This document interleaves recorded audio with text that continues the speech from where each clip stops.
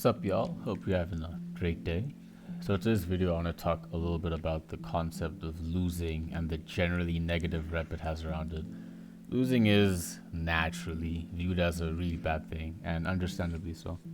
You just finished playing the closest match of your life, it was down to the next move to decide who won, and you didn't manage. You just lost, and you probably don't feel too good about it. But I'm going to try to change your mind about that, or at least I hope I can.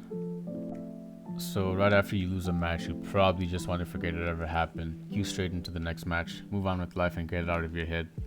This is especially true if you finish playing a game where you try your absolute best and the opposition dispatched you like you installed the game yesterday. Well, if you ignore your losses, that's where you've lost a very important opportunity.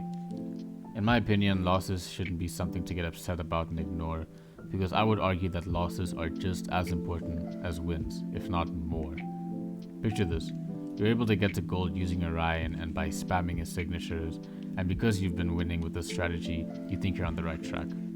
Suddenly, you queue into someone, as you always do, but you notice your spam doesn't work against them. Actually, they aren't only not getting hit, but they've also managed to turn your own habit against you. And now, you just got 3-stocked. You're probably surprised. You were winning before with those 6, so surely you were on the right track before, right? The difference between winning and losing is that when you win, you can be led into a false sense of security thinking that you played optimally, when in reality the other person just wasn't good enough to punish you. But when you lose, no matter how well you played, there were kinks in your armor. That bad habit that let you win all those other games has caught up to you. Losing is a sort of reality check. The reason that losing games is more important to the growth of a Brawlhalla player is because you can always isolate what the problem is if you think about it critically after the game or by watching the replays. And the worse you lose to a player, the better, because it means there's a lot more to learn from that.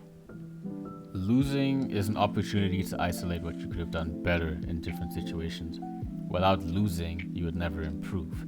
If you lost to a Lance player multiple times because of his Sair, after some critical thinking and maybe some match replays, you figure out how to move around and punish it. The result of that is directly tied to your loss to it. Losing is only bad if you look at it in a negative way. Obviously, all of this is easier said than done, but next time you lose, realize you've been given an opportunity to assess your gameplay and pick individual aspects to improve on. Losing is a great opportunity to easily identify where your bad habits and shortcomings are in your gameplay. It's not always easy per se, but it's a step in the right direction. Hopefully you guys can see why losing isn't the worst thing in the world and you can take it as an opportunity to improve your gameplay. I hope you guys enjoy this type of video, and maybe the next time you lose you realize that the opportunity to improve is right there. Alright, see ya.